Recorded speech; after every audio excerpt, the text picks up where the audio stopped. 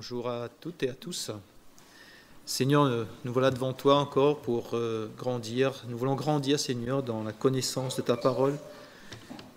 Aide-nous, Seigneur, par ton Esprit Saint, par ta toute puissance, ta fidélité, de nous faire de sorte que ta parole s'accomplisse en nous ce matin. Que nous puissions repartir, Seigneur, avec un progrès dans notre foi, Seigneur Jésus.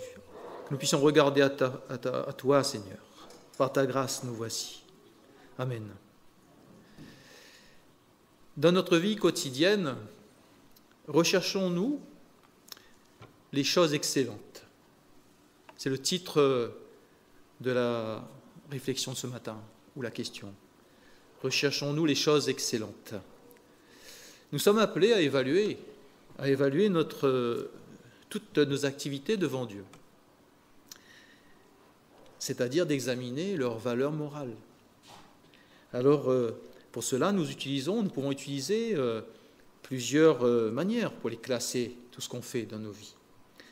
On peut donc utiliser, par exemple, on peut classer celles qui sont mauvaises. Les choses, nos activités qu'on juge mauvaises, on peut les classer, mettre les mauvaises d'un côté.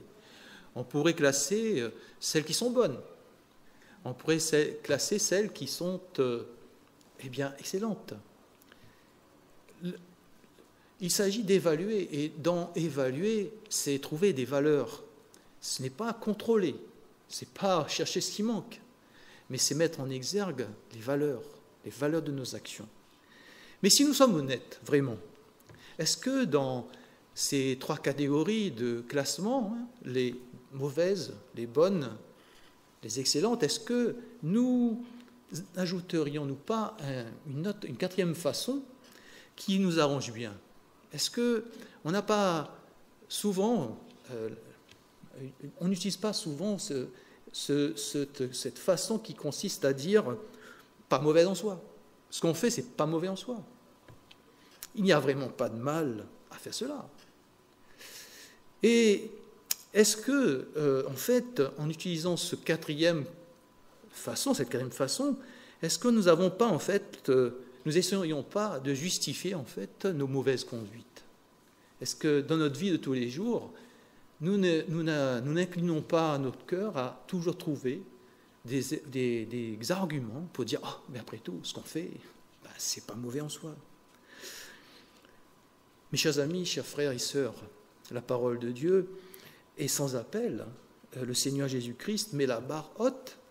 Il dit dans Matthieu 5, 48, « Ses disciples doivent être parfaits, comme le Père Céleste est parfait. » Le Père Céleste désire que tous ses enfants recherchent tous les jours, chaque jour, les choses excellentes. Et c'est notre objectif. Il est même question dans la parole de Dieu, dans Ésaïe, au chapitre 56, versets 4 à 5, il y a une bénédiction particulière pour ceux qui choisissent les choses auxquelles prend plaisir. C'est écrit « Je leur donnerai dans ma maison et au-dedans de mes murs une place et un nom meilleur que les fils et des filles, que des fils et des filles. Je leur donnerai un nom éternel qui ne sera pas retranché. » Ce qu'il y a de meilleur pour nous d'être dans les noms de l'Éternel, pour l'éternité. Et ça dépend d'aujourd'hui. Ça dépend d'aujourd'hui dans notre marche de tous les jours au quotidien. Alors ce matin, j'ai cette prière à cœur, c'est que nous puissions tous nous approprier par le Saint-Esprit les conseils contenus dans la parole de Dieu afin de progresser dans le plaisir de notre Père céleste. Et aujourd'hui, pour ce matin, je vous invite avec moi à méditer quelques versets dans les lettres aux Éphésiens, les versets, chapitre 1, versets 1 à 11. Versets 1 à 11. Paul et Timothée, serviteurs de Jésus-Christ, à tous les saints en Jésus-Christ qui sont à Philippe, aux évêques et aux diacres. Que la grâce et la paix vous soient données de la part de Dieu notre Père et du Seigneur Jésus-Christ. Je rends grâce à mon Dieu de tout le souvenir que je garde de vous ne cessant dans toutes mes prières pour vous tous de manifester ma joie au sujet de la part que vous prenez à l'Évangile depuis le premier jour jusqu'à maintenant. Je suis persuadé que celui qui a commencé en vous cette bonne œuvre la rendra parfaite pour le jour de Jésus-Christ. Il est juste que je pense ainsi de vous tous, parce que je vous porte dans mon cœur, soit dans mes liens, soit dans la défense et la confirmation de l'Évangile, vous qui tous participez à la même grâce que moi. Car Dieu m'est témoin que je vous chéris tous avec la tendresse de Jésus-Christ, et ce que je demande dans mes prières, c'est que votre amour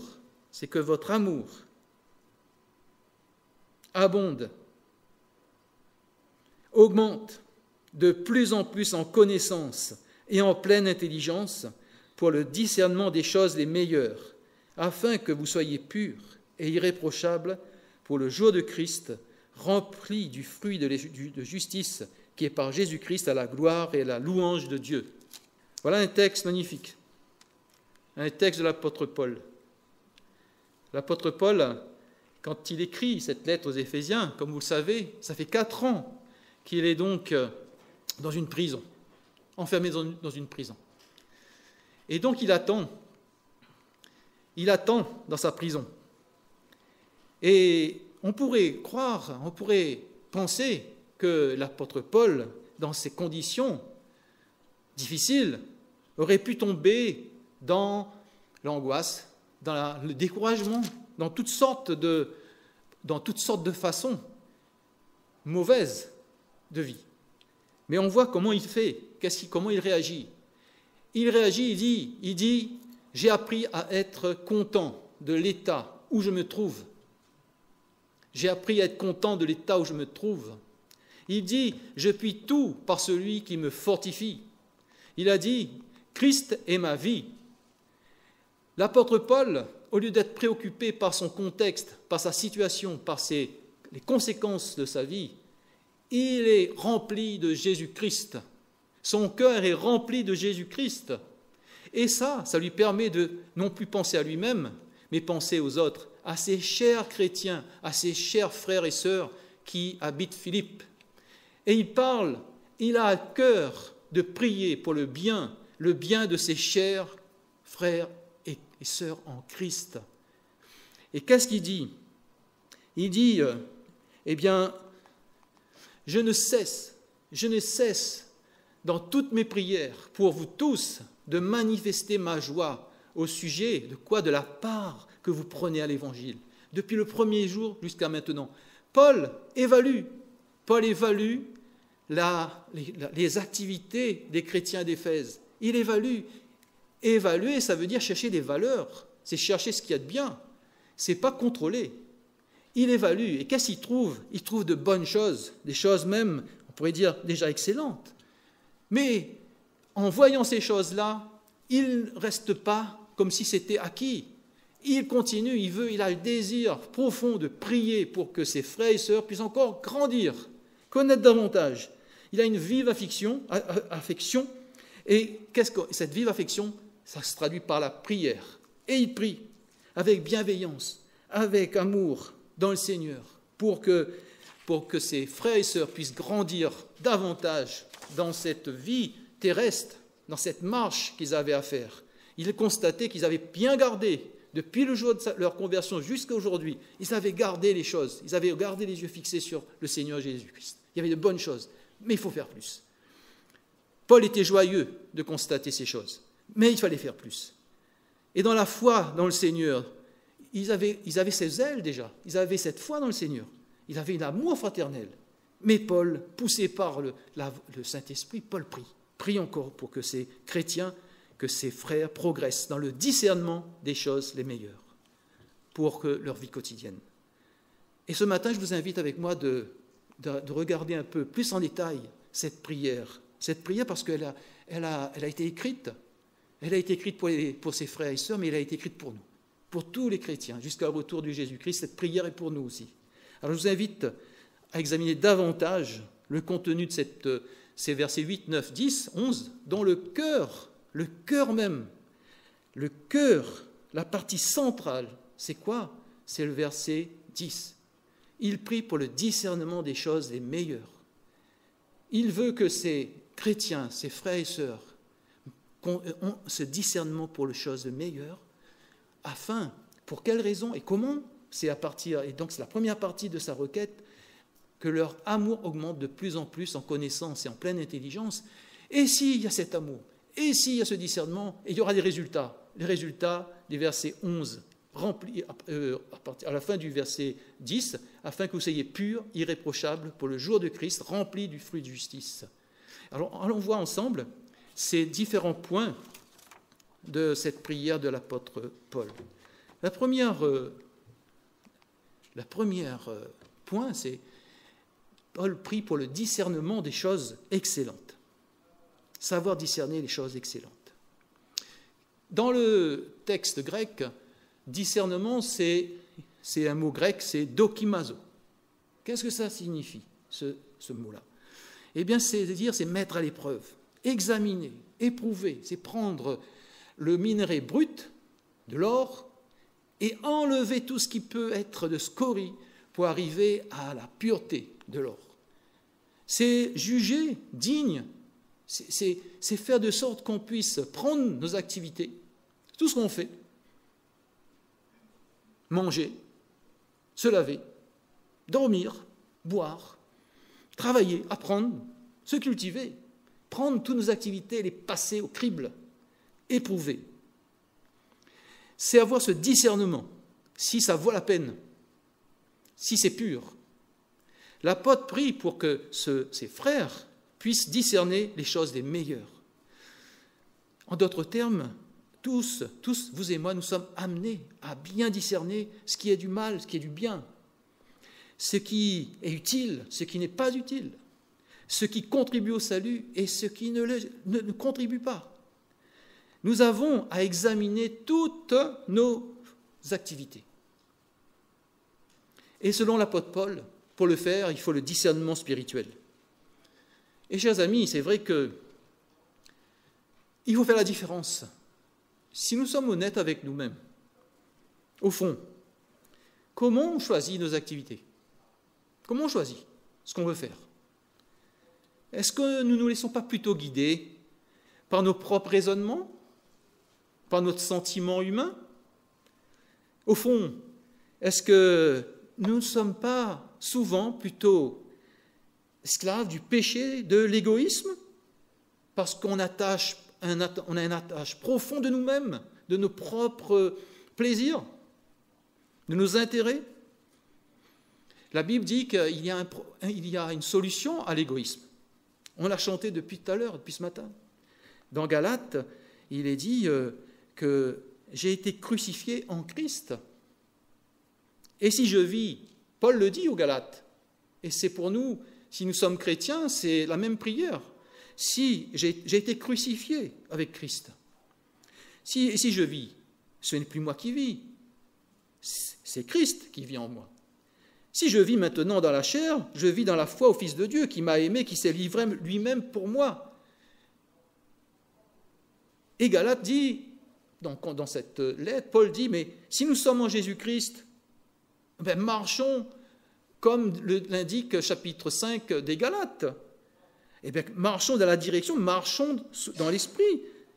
Puisque si on ne marche pas dans l'esprit, on risque de satisfaire nos propres chairs, c'est-à-dire l'orgueil, l'égoïsme viendra. Et c'est vrai que c'est une guerre. Nous sommes appelés à lutter, à travailler, à être vrais, véritables. Et dire vraiment, oui, ce que je fais, c'est de l'égoïsme, c'est le péché. Je pense à moi-même, je pense à ma propre peau. Je fais mes activités parce que je cherche mon propre plaisir. Seigneur, ouvre mes yeux sur ce que je fais. Je ne cherche pas à te faire plaisir en premier, mais je me cherche à me faire plaisir toujours. Mais Seigneur, heureusement qu'aujourd'hui, avant j'étais livré à cet égoïsme. J'étais livré totalement quand je ne te connaissais pas. Mais depuis que tu es venu habiter dans mon cœur, je ne suis plus seul. Seigneur, aide-moi. Le Saint-Esprit est là pour nous aider. Et que faire alors quand on est dans des situations où on est complètement livré à l'égoïsme? Ben, le Seigneur nous a laissé Jean, l'épître de Jean. Il a dit, si nous confessons nos péchés, il est fidèle et juste pour nous les pardonner. La porte d'entrée du discernement spirituel, c'est quoi? C'est notre cœur profond. C'est notre cœur profond qui est un problème. Et ce cœur, le Seigneur a déjà tout fait, tout donné à la croix pour qu'il nous soit purifié. Mais c'est un travail de tous les jours. On doit rester attaché à la croix, à côté de la croix.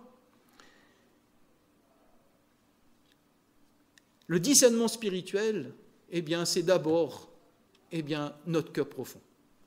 Comment il est. Et nous sommes appelés à laisser la lumière de Jésus-Christ venir entrer dans notre cœur profond. Et c'est vrai que notre lumière, notre cœur profond, il n'est pas facile. Il faut une grosse clé. Alors, je n'ai pas pu trouver autre chose ce matin j'ai apporté ce que j'ai pu. Mais des fois, il faut une belle clé pour pouvoir l'ouvrir. Mais le Seigneur a fait. Plus que ça, c'est fait. Il est plus fort que nous, que nos pensées. Il est plus fort que notre cœur profond. Est-ce qu'il a commencé en nous?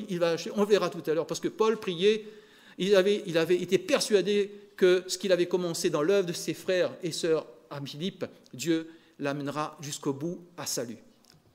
Et donc, la première examen que moi je m'invite à faire, c'est ma relation, mon cœur, déposer mon cœur, venir à Jésus avec ce cœur méchant, égoïste, et le déposer à la croix.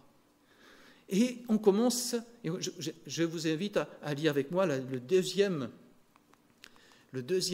partie de cette prière de l'apôtre Paul, c'est la partie 9. Il dit, pour le discernement spirituel, pour grandir, pour développer, pour faire évoluer, eh bien ce qu'il faut, la nécessité pour nous, c'est que notre amour augmente de plus en plus en connaissance et en intelligence. La clé pour l'apôtre Paul, la clé du discernement spirituel, parce que si on n'en a pas, frères et sœurs, de discernement spirituel, on ne pourra pas trouver et choisir les choses excellentes que Dieu attend pour nous. Nous avons besoin de ce discernement spirituel. Et ce discernement spirituel, ça n'augmente que si notre amour augmente de plus en plus. Le mot grec qu'utilisé, c'est agapé, qui signifie un amour fraternel, affection, de bonne volonté, de bienveillance. Dans sa première épître aux Corinthiens, voilà ce que Paul écrit. Il dit,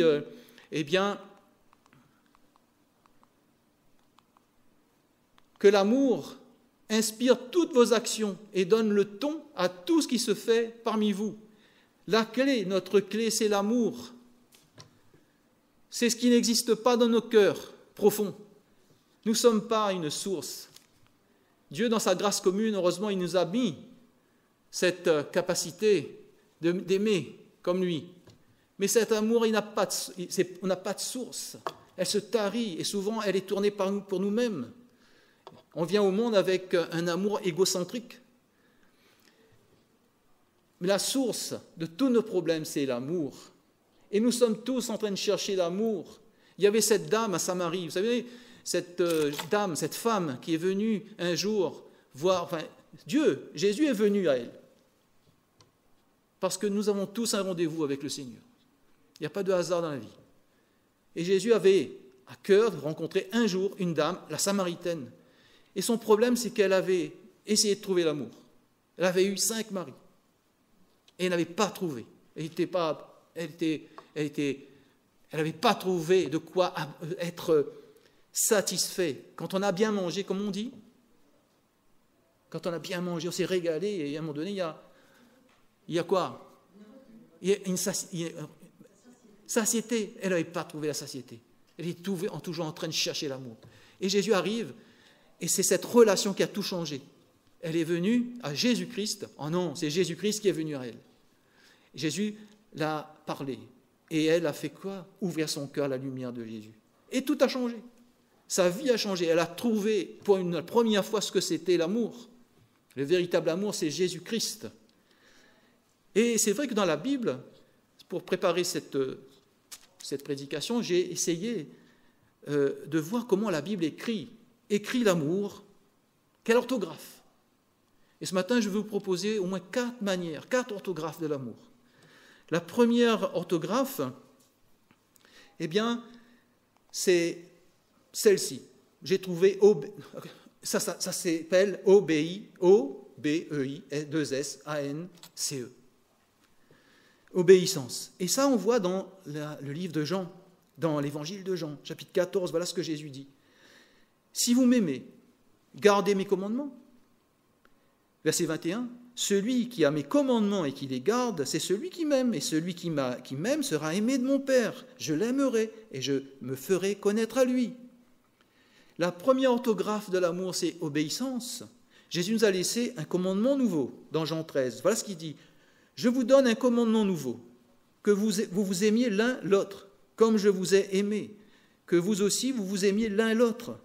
Et à ceux-ci, tous connaîtront que vous êtes mes disciples, si vous avez de l'amour les uns pour les autres, si j'ai de l'amour les uns, vous et moi, si nous sommes dans l'obéissance de cet commandement de Dieu, eh bien, de l'obéissance, alors, ce qui va se passer en dehors, et vous voyez, souvent on cherche l'amour en dehors de cela.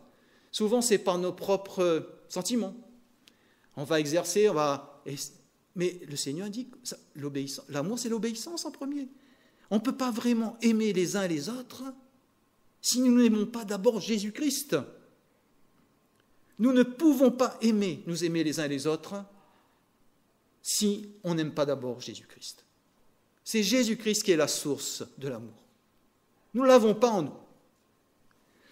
Si nous sommes honnêtes ce matin, dans quel état se trouvent nos relations entre nous-mêmes? Comment dans notre famille, dans notre couple, avec nos amis? Quel état? S'il n'y a pas Jésus-Christ en premier, il risque d'avoir des difficultés. Si nous sommes honnêtes avec notre conscience, nous pourrions avouer que nous ne sommes pas capables forcément d'obéir à la parole de Dieu. On dit, on aime, on chante le Seigneur, on t'aime, mais que fait-on de sa parole et ses commandements? On ne peut pas dire qu'on t'aime, Seigneur, si on n'obéit pas à sa parole. Ce matin, est-ce que nous ne voudrions pas voir la lumière de Dieu rentrer dans nos cœurs par sa grâce, pénétrer au plus profond, restaurer nos relations entre nous et d'abord entre lui et puis nous? Est-ce que nous ne voudrions pas que l'amour, cette restauration d'amour entre nos frères et sœurs, entre les frères des autres églises, est-ce qu'avec notre épouse, notre époux, nos enfants, nos amis, nos collègues de travail, peu importe, nos fiancés même peut-être ce matin, il y a pire. Il se pourrait que notre amour, en fait, pour l'autre, soit en fait un amour pour soi-même. On nourrit dans l'autre, mais un amour égoïste pour soi, pour son propre plaisir, au lieu d'être dans le plaisir de Dieu. Nous avons été créés sur cette terre pour le plaisir de Dieu. Dieu nous a créés, quand on est venu sur cette terre, il a regardé, il était content, joyeux de nous voir arriver. Il avait du plaisir. Et nous avons été créés pour plaire au Seigneur, pour faire son plaisir. Et nous sommes en danger lorsque nous sommes en train de chercher à aimer les autres pour son plaisir personnel. C'est un danger. La preuve de l'amour, c'est l'obéissance à la parole de Dieu. La deuxième orthographe que j'ai trouvée dans la parole de Dieu, c'est T-E-M-P-S. Ça s'écrit comme ça. T-E-M-P-S. Alors j'ai cherché, je trouve ça dans Luc. L'évangile de Luc, il raconte à un moment donné, au chapitre 2, un épisode où les parents de Jésus le recherchaient. Où est-ce qu'il était passé ce Jésus? Et on lit au verset 46, 47, 48, 49 ce que Jésus était en train de faire. 46, au bout de 3 jours, ils le trouvèrent dans le temple, assis au milieu des docteurs, les écoutant et les interrogeant. Tout ce qu'il entendait était frappé de son intelligence et de ses réponses. Quand ses parents le virent, ils furent saisis d'étonnement. Et sa mère lui dit, « Mon enfant, pourquoi as-tu agi de la sorte avec nous? Voici ton père et moi, nous te cherchions avec angoisse. » Il leur dit, « Pourquoi me cherchez-vous? Ne saviez-vous pas qu'il faut que je m'occupe des affaires de mon père ?» Ne savez-vous pas qu'il faut que je m'occupe des affaires de mon Père?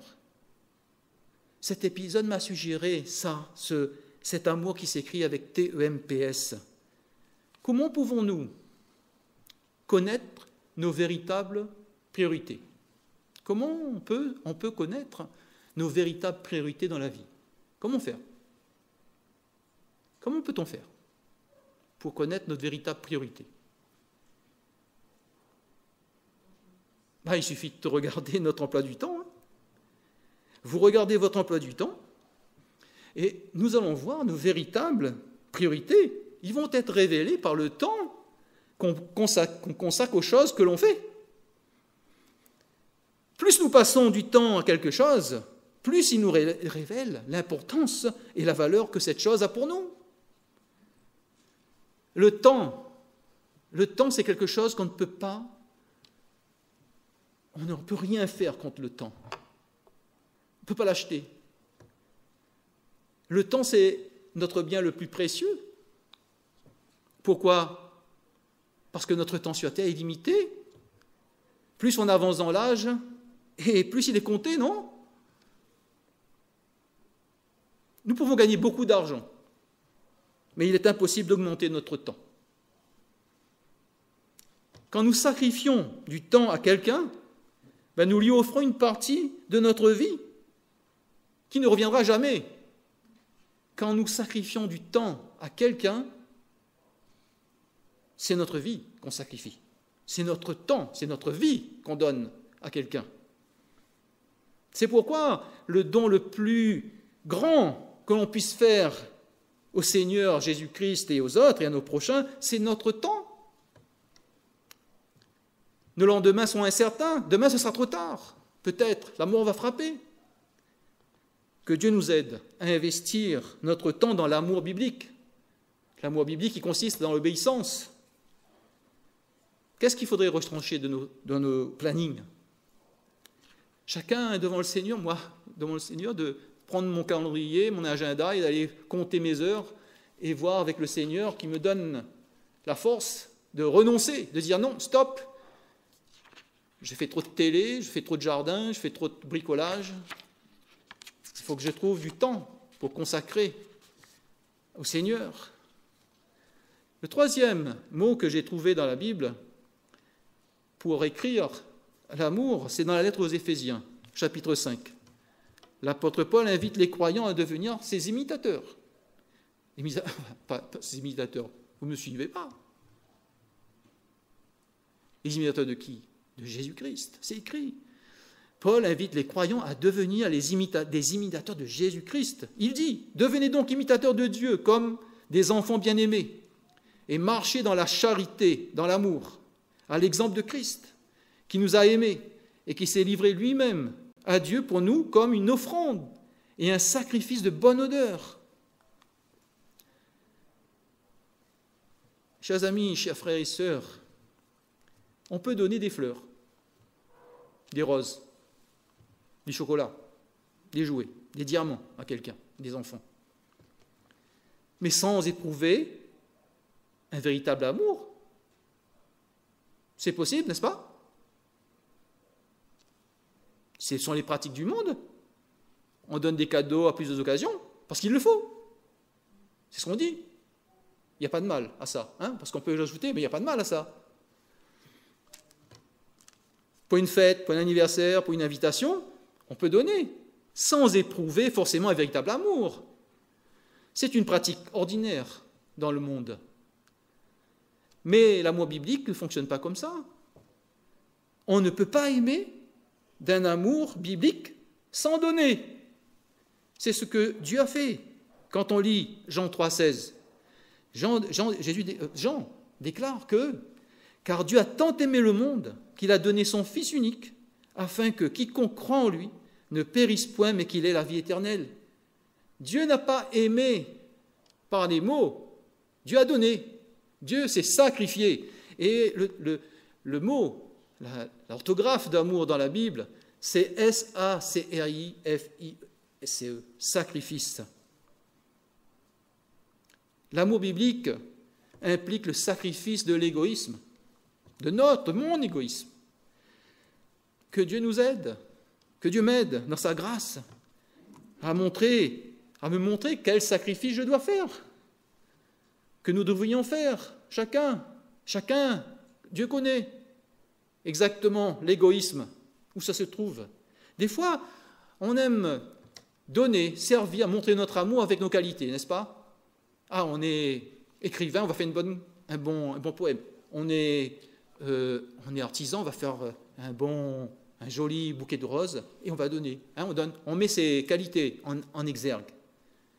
Mais peut-être qu'il faudrait apprendre aussi à mettre ses difficultés, ses incapacités. Par exemple, moi j'aime pas rire, c'est pour ça ce matin, le rire, c'est pas facile. Je suis plus vous voyez comme ça, mais je suis souvent plus enfermé dans mes pensées et dans mes angoisses, qui ne rient pas, en fait. Plus que dans la joie de sortir de blagues. Voilà. Et bien, ça, il faut que je le mette sur l'autel du Seigneur, qui me donne de rire. Il y a certains qui sont timides. Oh, moi, je suis timide.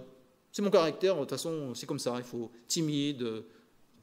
Ben ouais, mais il faut venir au Seigneur avec ça. Sacrifier sur l'autel du Seigneur, la timidité. Parce que l'amour, c'est une relation. Avant tout, c'est du temps qu'on donne à l'autre. C'est une relation. S'il n'y a pas de relation, c'est foutu. Et il faut aller au-delà et apporter au Seigneur notre caractère. C'est une grâce que Dieu nous a donnée, des frères et sœurs, sa parole, une famille, un couple, pour que nous puissions, c'est pas facile, c'est pas facile, de montrer, de voir ses incapacités. Ça fait mal. Mais le Seigneur nous connaît. Il va au-delà de... Encore une fois, ça c'est un amour propre. Quand on dit ça nous fait mal. Ça fait mal, vous voyez? Ça fait mal à qui? À l'être naturel, à l'homme, à l'orgueil, à l'égoïsme. Le quatrième mot que j'ai trouvé dans la parole pour épeler l'amour, c'est V-E-R-I-T-E. Alors comment? Parce que Paul nous dit dans cette prière qu'il prie pour que ses frères et sœurs, il prie le Seigneur d'augmenter de plus en plus l'amour en connaissance et en pleine intelligence. Alors dans la traduction de la Bible Parole vivante, ce passage est traduit ainsi: je demande que votre amour mutuel augmente sans cesse, tout en s'enrichissant en pénétration et en tact, afin que vous puissiez mieux comprendre les autres et trouver leurs besoins réels. Oui, l'amour, ce n'est pas un amour aveugle que le Seigneur attend, c'est un amour de vérité, qui obéit à la parole de Dieu, nourri de la parole de Dieu.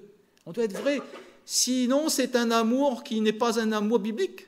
C'est un amour pour soi. On cherche dans la relation, en fait, à faire... On ne dit pas la vérité, mais on cherche, en fait, à plaire et à trouver, à garder la relation pour nous. Ce n'est pas cela que le Seigneur nous appelle. Et comment? Alors, pour illustrer cette prière de Paul, j'ai trouvé dans un commentaire, voilà, c'est l'histoire d'un croyant qui était gravement malade. Il y en avait deux amis qui viennent le voir, qui viennent voir ce croyant. Alors, ce croyant était gravement malade, son état était sans espoir. Et voilà, la première visite du premier croyant. Alors, ce croyant désirait manifester beaucoup d'amour, ému de compassion. Alors, il prie avec ferveur pour la guérison de ce mourant. Puis un autre croyant qui arrive, et lui, ce croyant, vivait habituellement près du Seigneur, ayant recherché la pensée du Seigneur, a discerné ce qu'il se trouvait en présence de ce type, de cette problématique, de ce croyant qui était malade. Il avait prié le Seigneur, et en fait, le Seigneur l'a convaincu qu'il ne pouvait pas prier pour ce croyant qui était malade. Ah, ben oui, alors, qui des deux a aimé plus? Qui des deux avait l'amour biblique? Qui de ces deux chrétiens? Eh bien, la morale, c'est qu'en fait, c'est le deuxième. C'est la seconde personne qui est vraiment aimé ce chrétien malade, ce croyant malade. Ah, on peut dire, oui alors, manque de... Mais non, c'est que notre amour ne doit pas être un amour aveugle. Pourquoi? Parce que dans des cas, eh bien, le Seigneur peut faire intervenir la maladie qui peut aller jusqu'à la mort. Nous avons à discerner. Nous avons besoin d'un discernement spirituel dans notre relation aux autres. Le véritable amour biblique n'est pas aveugle. Il découle de l'obéissance de la parole de Dieu. Sinon, c'est un amour charnel, égoïste. Et la parole de Paul nous dit, dans cette prière, il a prié pour que ses frères et sœurs puissent discerner les choses les meilleures. Comment? Il faut que leur amour abonde de plus en plus en intelligence. Et donc, mais pour quel résultat? Pour quel résultat? Eh bien, pour que trois résultats au moins dans la vie de ses frères et sœurs en Christ. La pureté. En fait, c'est ainsi ils vont marcher dans la pureté. Ils seront le reflet de Jésus-Christ, en fait, quelque part. Dans notre action de tous les jours, nous serons le reflet de Jésus-Christ. Un autre point, c'est que, en fait, ils seront irréprochables. On va devenir irréprochable, on va être honnête comme Jésus-Christ. On sera irréprochable. Et on va aussi porter du fruit. On sera rempli du fruit de l'esprit. On aura l'amour, la joie, la paix, la patience, le bon caractère, l'amabilité, la serviabilité, la bonté, la générosité, la fidélité, la confiance des autres, dans les autres, la douceur, la modestie, l'humilité, l'aptitude à céder et à s'adapter, la tempérance, la chasteté, la maîtrise de soi. Quelle grâce, Seigneur, que cette prière s'accomplit en nous. Alors je voudrais faire, pour terminer, le point, depuis que je suis en train de parler. Le Seigneur nous amène à évaluer toutes nos activités. Il est dit, on va prendre le pain bientôt, et il va dire, examinez-vous, que chacun s'examine. Nous avons à nous examiner. Ce n'est pas une option, c'est une nécessité.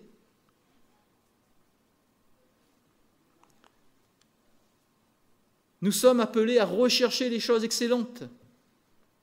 Comment est-ce possible? C'est possible en Jésus-Christ. 2 Corinthiens l'affirme. Si quelqu'un est en Christ, il est une nouvelle créature. Les choses anciennes sont passées, voici, toutes sont devenues nouvelles. Nous sommes une nouvelle créature en Jésus-Christ. Mes frères et sœurs, chers amis, on ne peut pas reproduire par nous-mêmes, par nos propres forces, le caractère de Christ en nous. Mais Dieu, dans sa grâce, veut nous impliquer dans cette transformation. C'est ce que Paul dit au verset 12 et 13, dans cette même épître. Il est dit, travaillez à votre salut avec crainte et tremblement, non seulement comme en ma présence, mais bien plus encore maintenant que je suis absent. Et verset 13, car c'est Dieu qui produit en vous, en nous, en moi, le vouloir et le faire selon son bon plaisir. Nous sommes amenés, nous sommes invités à marcher dans ce chemin d'excellence. Quel que soit notre état aujourd'hui, quel que soit notre état dans lequel on est, avec nos faiblesses, nos limites, n'attendons pas qu'on soit devenu au top. Dieu veut nous prendre tel que l'on est, nous faire marcher avec lui, parce qu'il nous voit en Jésus-Christ. Mais attention, n'imaginez pas que le Seigneur va nous faire tout de suite, d'un coup de baguette magique, nous transformer. Non, parce que je vous ai dit, le plus gros problème, c'est notre cœur. C'est notre cœur qui a des grosses scories dedans. Et le Seigneur, par son amour, il permet des fois des épreuves pour que nous puissions être éprouvés comme l'or, pour que nous puissions grandir dans son cheminement et de faire de sorte que cette parole, cette prière de l'apôtre Paul puisse s'accomplir en nous. Parce que Paul, il était persuadé, je vous ai dit tout à l'heure, j'ai lu dans ce texte, Paul était persuadé que si Dieu a commencé une œuvre en nous, il la rendra parfaite pour le jour de Jésus-Christ. Je voudrais vous prier compris maintenant que la prière de Paul puisse être la nôtre, que nous puissions prendre pour nous-mêmes, pour chacun de nous-mêmes, cette prière. Seigneur notre Dieu, nous voilà devant toi, comme tu nous connais, Seigneur, parfaitement, notre état, les valeurs, nos actions, et tu veux nous les faire, tu veux nous continuer à nous faire grandir, avec le peu déjà qui est en nous. Seigneur, c'est dans ce chemin que nous voulons répondre, et que cette prière de Paul puisse s'accomplir aussi dans nos cœurs. Seigneur, lave-nous, purifie-nous, fais-nous grandir, Seigneur. Aide-nous à patienter, aide-nous à être dans l'épreuve, ne pas abandonner, mais de pouvoir rester, fixer les yeux sur toi, à la croix, Seigneur Jésus-Christ. Nous croyons que ta parole est la vérité, et quand tu nous dis de contempler dans les Écritures la gloire du Seigneur, et que nous serons transformés en la même image de gloire en gloire par le Seigneur Jésus-Christ, Seigneur, fais que nous puissions contempler ta parole, et au travers de ta parole te voir, te connaître davantage, que nous puissions vivre pleinement la vie nouvelle en Christ. Sonde-nous, sonde et connais nos cœurs, éprouve-nous et connais nos pensées. Regarde si je suis sur une mauvaise voie et conduis-moi sur la voie de l'éternité. Amen.